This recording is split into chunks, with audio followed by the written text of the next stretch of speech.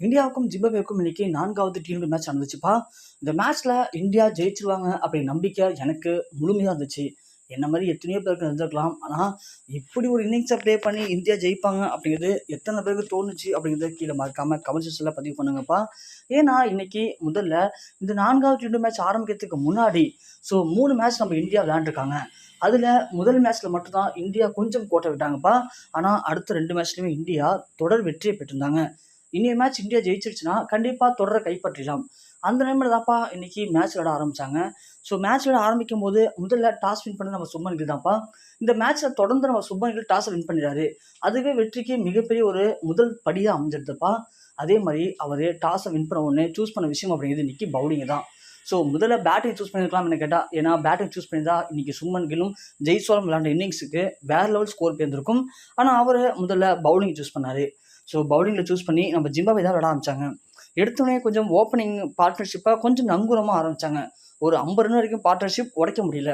அந்த இடத்துல நம்ம ஆல்ரவுண்டராக உருவெடுத்திருக்க அபிஷேக் சர்மா தான் முதல் விக்கெட்டை பதிவு பண்ணாரு. அதற்கு பிறகு சிக்கந்தர் ராசா வந்து கொஞ்சம் ஆட்டம் காட்டினாரு. அவரை துஷார் தேஷ்பாண்டே விக்கெட் எடுத்தாரு. இப்படி இன்னைக்கு இந்தியாவில் நம்ம சுப்மன் கில் 6 பவுலரை யூஸ் பண்ணியிருக்காருப்பா. அதில் 3 பேட்ஸ்மேன் 3 பவுலர் ஆல்ரவுண்டர்கள். இந்த 3 ஆல்ரவுண்டர் மற்றும் 3 பவுலர் யூஸ் பண்ணி இன்னைக்கு மொத்தம் 7 விக்கெட் எடுத்து ஒரு வழியாக ஜிம்பாப்வேவை 152 ரன்லாம் சுட்டிட்டாங்க. அங்கேயே தெரிஞ்சு போச்சு இந்தியா கண்டிப்பாக ஜெயிச்சிருவாங்க அப்படின்னு சொல்லி. ஆனால் இந்த அளவுக்கு ஒரு சிறப்பான ஆட்டத்தை விளையாடி ஜெயிப்பாங்க அப்படிங்கிறத யாரும் பார்த்துருக்க மாட்டோம். ஏன்னா ஜிம்பாப்வே பொறுத்த வரைக்கும் ஜெயிக்கிறோமோ தோக்குறோமோ ஒரு கட்டத்துக்கு மேலே எப்படியாவது ஒரு விக்கெட்டாவது எடுத்துடணும் அப்படிங்கிற மாதிரி தான் அவங்களுடைய கவனம் முழுவதும் போயிருந்திருக்கும். அந்த அளவுக்கு ஜெய்ஸ்வாலும் சுப்மன் கில்லும் சிறப்பான ஆட்டத்தை வெளிப்படுத்தினாங்கப்பா. இன்னைக்கு சொல்லப்போனால் நம்மளுடைய இந்திய அணியில் பவுலிங் ரொம்ப ரொம்ப சிறப்பாக இருந்துச்சு. பேட்டிங் அதை ஒரு படிக்கு மேலே எடுத்து போயிடுச்சு. அந்த அளவுக்கு பேட்டிங் பவுலிங் ஃபீல்டிங் சொல்லி எல்லா பக்கமுமே இந்தியா சிறப்பாக செயல்பட்டு இருக்காங்க. இந்தியா ஐசிசி T20 ஜெயிச்ச பிறகு ஜிம்பாப்வே பேரில் போயிட்டு முதல் மேட்ச் தோற்று போனப்போ யாரெல்லாம் கைக்கூடி சிரிச்சாங்களோ அவங்களாம் இன்னைக்கு வாய் மேலே விரல் வச்சு அடைச்சிருப்பாங்கப்பா. ஏன்னா பதில் பேச முடியாத அளவுக்கு இன்னைக்கு இந்தியா ரொம்ப ரொம்ப அதன் பிறகு சிறப்பான இன்னிங்ஸை விளையாடி இன்னைக்கு அபாரமாக தொடரையே கைப்பற்றிருக்காங்க ஜிம்பாப்வேவை. ஜிம்பாப்வே மண்ணில் போயிட்டு ஜிம்பாப்வே தொடரை கைப்பற்றி இன்னைக்கு இளம் சிங்கங்கள் நாங்களும் சிங்கங்கள் தான் அப்படின்றத ப்ரூவ் பண்ணியிருக்காங்க.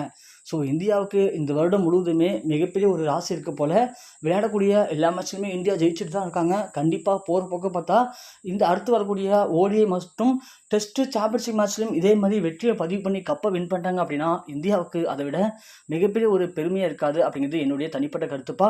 இந்த மேட்ச் குறித்தும் நான் சொன்ன விஷயங்கள் பற்றியும் உங்களுடைய கருத்து என்ன அப்படிங்கிறத கீழே மறக்காமல் கமெண்ட் செக்ஷனில் பதிவு பண்ணுங்கப்பா.